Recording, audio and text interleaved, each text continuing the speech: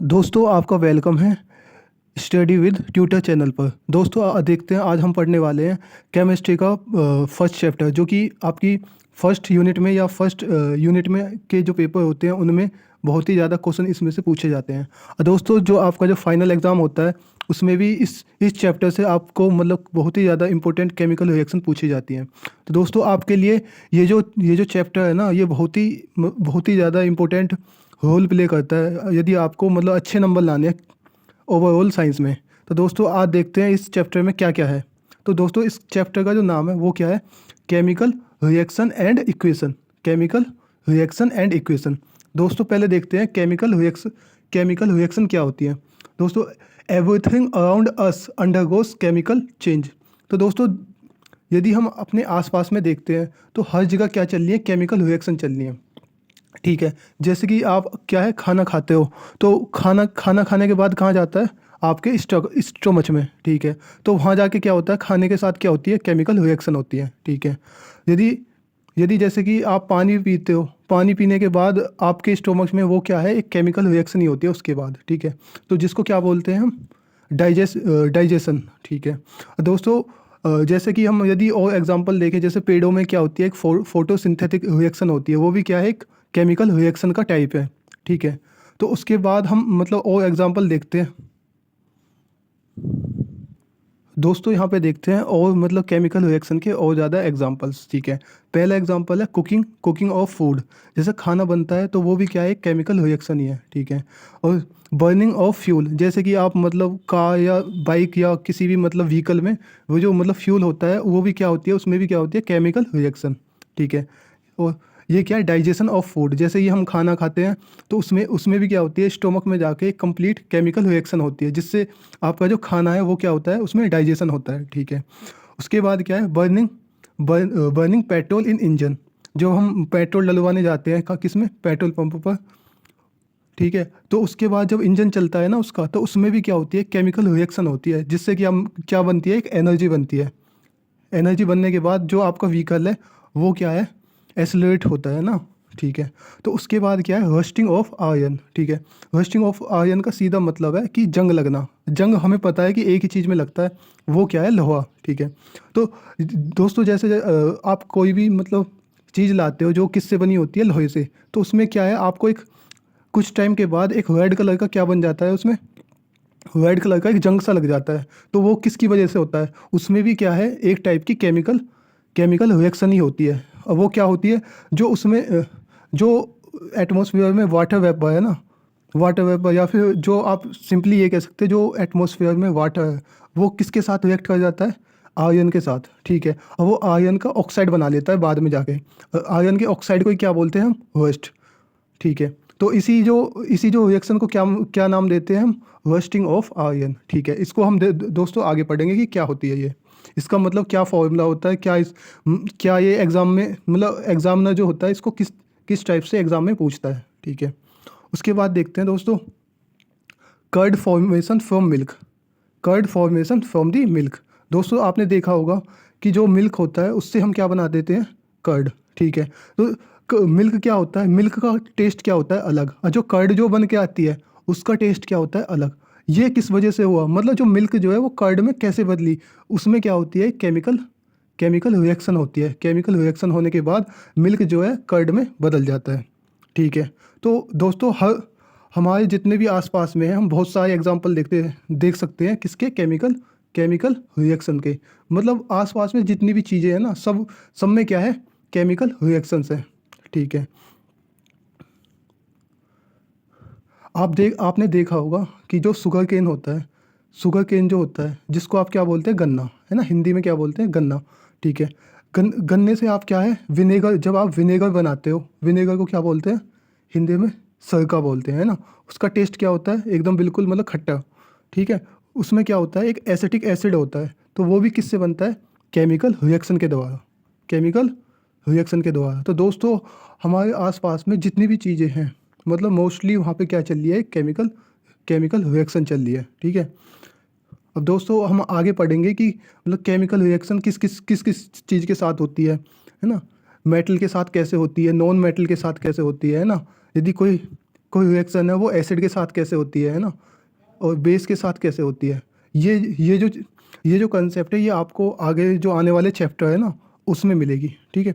इसमें आप इस चैप्टर में आपको क्या पढ़ना है, सिंपली केमिकल रिएक्शन, और केमिकल रिएक्शन उसके बाद क्या पढ़ना है कि केमिकल रिएक्शन को कैसे रिप्रेजेंट करते हैं, मतलब कैसे लिखा जाता है, ठीक है। उसके बाद जो आपका जो सेकंड चैप्टर होगा उसमें पढ़ेंगे हम एसिड बेस एंड साल्ट। उसमें हम एसिड बेस और सॉल्ट की जो जितनी भी केमिकल रिएक्शन होती है ना वही पढ़ेंगे, ठीक है। तो दोस्तों चलते हैं इसमें। आ, तो दोस्तों अब देखते हैं कि मतलब केमिकल रिएक्शन होती है उसकी डेफिनेशन क्या है, तो दोस्तों अब डेफिनेशन पे ध्यान देते हैं इसकी पे क्या है। अ chemical reaction is a process in which one और मोर सब्सटेंस क्या होते हैं, जिनको हम क्या बोलते हैं, called reactant, change into new substance called product with different property, ठीक है। तो दोस्तों इसकी जो डेफिनेशन है, देखो मैं इसको सिंपल भाषा में समझाता हूँ। जैसे कि दो चीज़ें क्या है, मतलब एक ए है और एक क्या है बी, ठीक है। ये क्या है आपस में रिएक्ट होंगे, ठीक है। और इनको क्या बोलूँगा मैं, रिएक्टेंट। इनको क्या बोलूँगा, जो चीज़ रिएक्ट होती है उसको क्या बोलते हैं, रिएक्टेंट बोलते हैं, ठीक है। और इन दोनों ने क्या बना दिया सी, और सी को क्या बोलूँगा मैं, प्रोडक्ट। जब दो चीज़ आपस में मिलकर मतलब उसमें केमिकल रिएक्शन होकर जब तीसरी चीज़ को बनाती हैं तो उसको क्या बोलते हैं, केमिकल रिएक्शन बोलते हैं, ठीक है। जो लेफ्ट हैंड साइड होते हैं उनको क्या बोलते हैं दोस्त, उनको बोलते हैं रिएक्टेंट। जो चीज़ बन के आती है उसको क्या बोलते हैं, प्रोडक्ट, ठीक है। तो मतलब यदि आपको एग्ज़ाम में लिखना है तो आपको लेफ्ट हैंड साइड में क्या लिखोगे, रिएक्टेंट को, और राइट हैंड साइड में क्या लिखोगे, प्रोडक्ट, जो भी चीज़ मतलब प्रोडक्ट में बन के आई है। दोस्तों अब हम आगे देखते हैं इसके कुछ एग्जाम्पल। तो दोस्तों अब इसके एग्जाम्पल देखते हैं। अभी हमने क्या देखा कि दो चीज़ बन के क्या बना देती हैं, एक सिंगल से ज़्यादा। तो ये जो लेफ्ट हैंड साइड में मैग्नीशियम प्लस ऑक्सीजन, इन्होंने दोनों ने मिलके क्या बना दिया, मैग्नीशियम ऑक्साइड। तो दोस्तों ये जो लेफ्ट हैंड साइड में ये दोनों क्या है हमारे, ये है रिएक्टेंट, और इन्होंने एक सिंगल चीज़ क्या बनाई है, ये है प्रोडक्ट, ठीक है। तो मैग्नीशियम प्लस ऑक्सीजन किस इक्वल टू क्या हो गया, मैग्नीशियम ऑक्साइड, ठीक है। दोस्तों अगर हम की केमिकल रिएक्शन देखते हैं ये वाली, तो 2Mg plus O2 equal to क्या होगा, 2MgO। तो दोस्तों जब भी एक चीज़ मैं और बताना चाहता हूँ आपको, जब भी आप आगे केमिकल रिएक्शन लिखेंगे तो आपको एक चीज़ क्या है ध्यान में रखनी है कि जो आपने केमिकल रिएक्शन या केमिकल इक्वेशन लिखी है वो बैलेंस है या नहीं। यदि नहीं है तो वो क्या होगी, अनबैलेंस केमिकल रिएक्शन। आपको हमेशा क्या करना होगा, उस केमिकल रिएक्शन को बैलेंस करना होगा, तभी आपको क्या है उसके नंबर मिल सकते हैं, है ना। तो अब देखते हैं आगे। तो magnesium burn with bright white flame and form white S, ठीक है। दोस्तों आपको एक चीज़ यदि आपको मतलब आप चाहते हैं कि आपके 90+ नंबर आए, तो आपको ये जो मैं एक नोट्स बता रहा हूँ ना, एक इंपॉर्टेंट लाइन बता रहा हूँ, आपको ये कॉपी में लिखनी होगी यदि आप अच्छे नंबर चाहते हैं तो।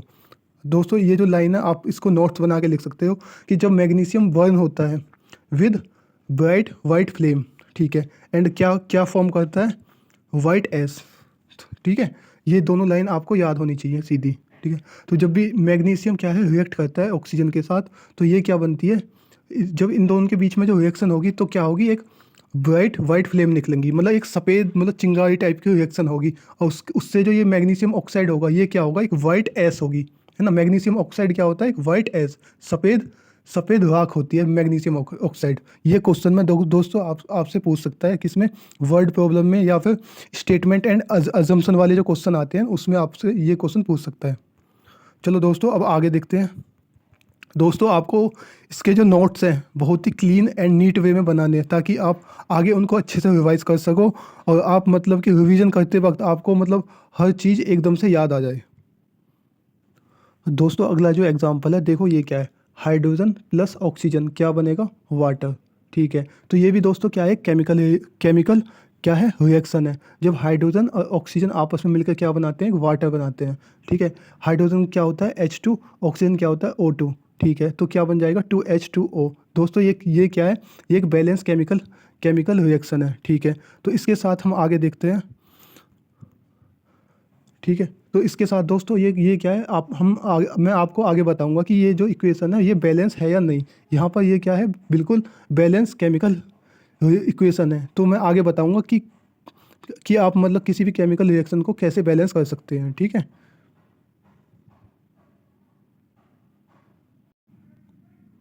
तो दोस्तों चलिए देखते हैं आगे का कंसेप्ट। तो दोस्तों आगे का जो कंसेप्ट है वो क्या है, कैरेक्टरिस्टिक्स ऑफ केमिकल रिएक्शन, ठीक है। दोस्तों सबसे पहले आपको पता होना चाहिए कि कैरेक्टरिस्टिक्स का मतलब क्या होता है। कैरेक्टरिस्टिक्स का मतलब होता है किसी भी चीज़ की विशेषता। तो यहाँ पे हमें किस चीज़ की विशेषता देखनी है, जो केमिकल रिएक्शन होती है उनकी विशेषता देखनी है। जैसे अगर मैं किसी ये पूछूँ कि मतलब मान लो क्या है, कोई लड़का है तो उसमें क्या क्या क्वालिटी हो सकती है, मतलब क्या क्या उसकी विशेषता हो सकती है। वो हैंडसम हो सकता है, इंटेलिजेंट हो सकता है, पढ़ाई में वो क्या अच्छा हो सकता है ना। मान लो क्या है, कोई लड़की है तो लड़की क्या हो सकती है, कोई मतलब ब्यूटीफुल हो सकती है ना, इंटेलिजेंट हो सकती है, मतलब घर का काम क्या है उसे अच्छे से करना आता होगा, ठीक है। तो ये क्या है, उसकी कैरेक्टरिस्टिक्स है। लेकिन दोस्तों हमें यहाँ पे लड़के या लड़की की कैरेक्टरिस्टिक्स नहीं देखनी, हमें देखनी है किसकी, केमिकल रिएक्शन की कैरेक्टरिस्टिक्स, ठीक है। तो दोस्तों आगे चलते हैं। देखो, during a chemical reaction we may observe one और more of the following change, ठीक है। तो दोस्तों जब कोई भी केमिकल रिएक्शन होती है तो उसमें बहुत सारे चेंजेस आते हैं, ठीक है। तो वो कौन कौन से चेंजेस होते हैं वो हम अभी आगे देखते हैं, ठीक है। तो दोस्तों कोई भी मतलब केमिकल दोस्तों कोई भी मतलब केमिकल रिएक्शन होने पर तो उसमें पहला चेंज क्या आ सकता है कि चेंज इन टेम्परेचर, ठीक है। तो दोस्तों ये जो मतलब ये क्या है, एक केमिकल रिएक्शन की क्या है, कैरेक्टरिस्टिक्स है। मतलब देखो दोस्तों, मतलब टेम्परेचर कैसे चेंज होगा, मतलब रिएक्शन होने के बाद। दोस्तों देखते हैं यहाँ पे, सम रिएक्शन रिलीज हीट, उनको उनको क्या बोलते हैं, एक्सोथर्मिक रिएक्शन। दोस्तों देखो, मतलब बहुत सारी ऐसी रिएक्शन होती हैं जिन्हें होने के बाद क्या है, टेम्परेचर क्या है, इंक्रीज हो जाता है। मतलब उनमें से क्या है, हीट क्या है, निकलती है। जिन भी रिएक्शन के होने के बाद यदि अगर हीट निकलेगी, हीट क्या होगी, रिलीज होगी, तो उनको क्या बोलेंगे, एक्सोथर्मिक, क्या बोलेंगे, एक्सोथर्मिक रिएक्शन, ठीक है। तो दोस्तों अब नीचे देखते हैं, वाइल अदर एब्जॉर्ब हीट, उनको क्या बोलते हैं, एंडोथर्मिक रिएक्शन।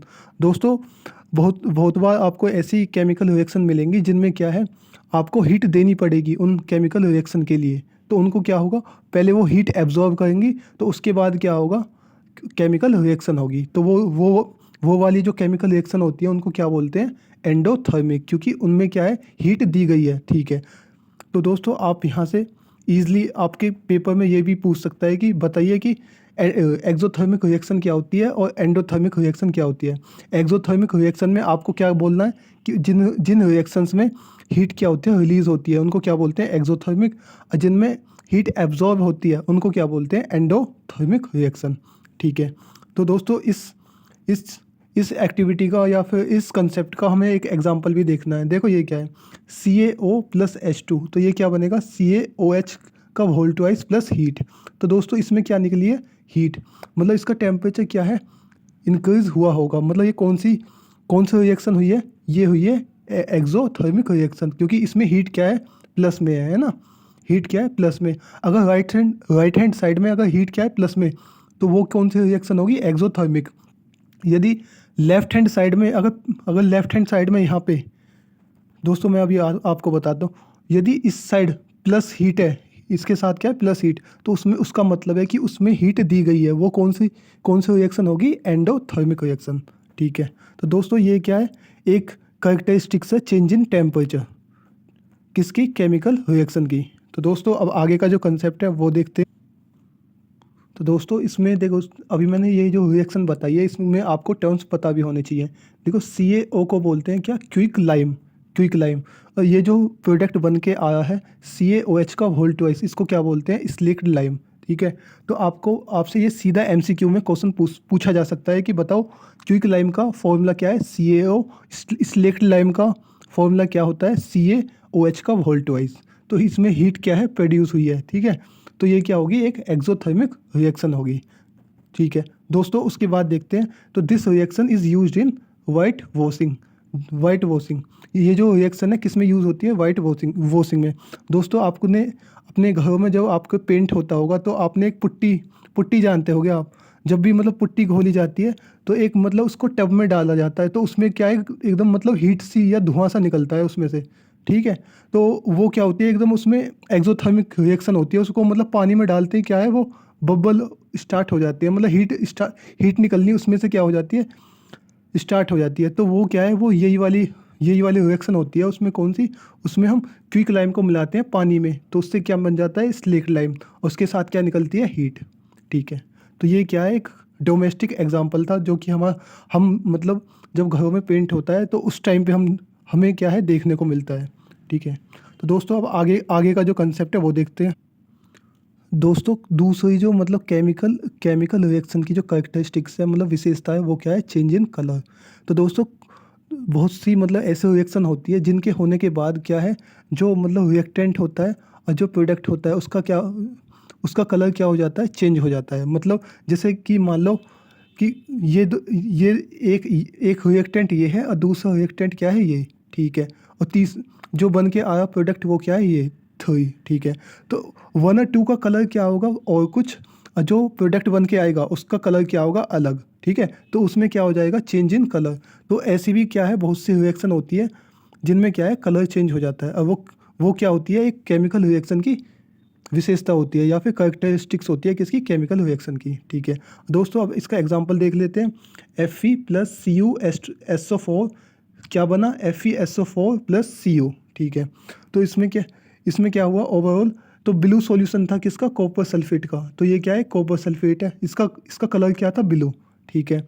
तो ये जो बन के आया FeSO4 मतलब फेयस सल्फेट, तो इसका कलर क्या हो गया, ग्रीन, ठीक है। तो दोस्तों आपको सीधा भी याद रखना पड़ेगा कि कॉपर सल्फेट का जो कलर होता है वो ब्लू होता है ना।